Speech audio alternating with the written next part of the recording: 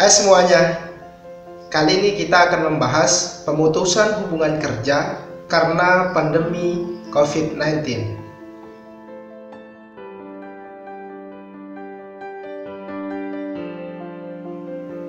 Ganasnya COVID-19 sangat berdampak di seluruh sendi-sendi kehidupan masyarakat.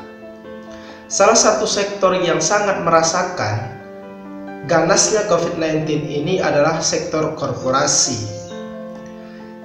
Sektor korporasi seperti mendapat tekanan dari wabah COVID-19, di mana karena wabah ini akan terjadi penurunan kegiatan bisnis dan akan diprediksi terjadinya pemutusan hubungan kerja atau PHK secara besar-besaran.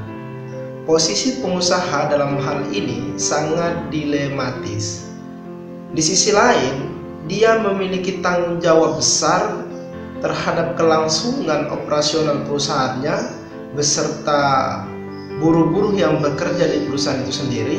Namun di sisi lain juga, karena tekanan COVID-19 ini, sehingga dapat dipastikan bahwa perusahaan itu akan mengalami kerugian.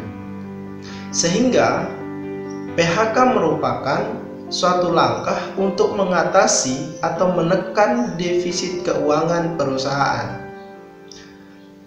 Meskipun angka penularan COVID-19 masih tinggi di Indonesia, beberapa stakeholder telah menghimbau supaya perusahaan-perusahaan yang ada di Indonesia tidak melakukan PHK besar-besaran.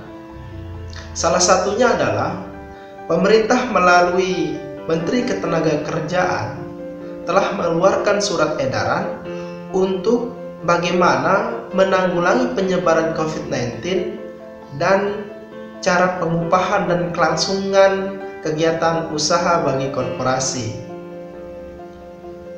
Pada intinya surat edaran itu mengatur bahwa apabila berdasarkan keterangan dokter terdapat buruh atau pekerja dalam suatu perusahaan terinfeksi COVID-19 atau dinyatakan ODP, PDP dan sejenisnya, maka selama melangsungkan isolasi, karantina atau dirawat, maka perusahaan wajib memberikan upah sebagai buruh secara penuh.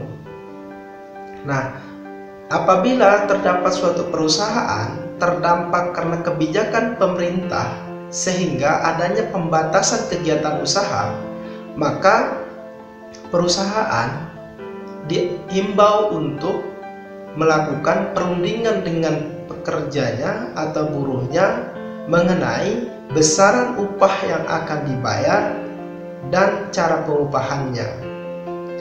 Akan tetapi, melihat daripada dampak yang dialami oleh perusahaan ini, sangat sulit kemudian surat edaran Menteri Ketenagakerjaan ini dilaksanakan oleh korporasi atau perusahaan-perusahaan yang ada di Indonesia. Tentu kondisi yang sulit bagi perusahaan. Tetapi sekali lagi, untuk menyelamatkan atau menekan defisit keuangan perusahaan, maka alternatif terakhirnya adalah perusahaan melakukan pemutusan hubungan kerja atau PHK. Nah, bagaimana jika terjadi PHK? PHK sebenarnya sudah diatur di dalam Undang-Undang Nomor 13 Tahun 2003 tentang Ketenagakerjaan. Nah, setiap hak dan kewajiban harus dilakukan oleh perusahaan. Pada dasarnya, PHK itu diupayakan supaya tidak terjadi, di mana diatur dalam pasal 151 ayat 1 Undang-Undang Ketenagakerjaan bahwa baik pemerintah, pekerja atau buruh, serikat pekerja atau serikat kerja atau pengusaha mengupayakan supaya agar tidak terjadi atau jangan terjadi pemutusan hubungan kerja.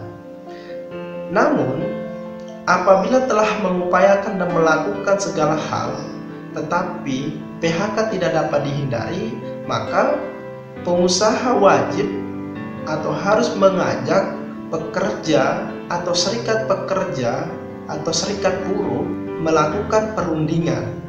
Apabila dalam perundingan ini tidak tercapai suatu persetujuan atau kesepakatan, maka PHK dapat dilakukan melalui penetapan lembaga penyelesaian hubungan industrial.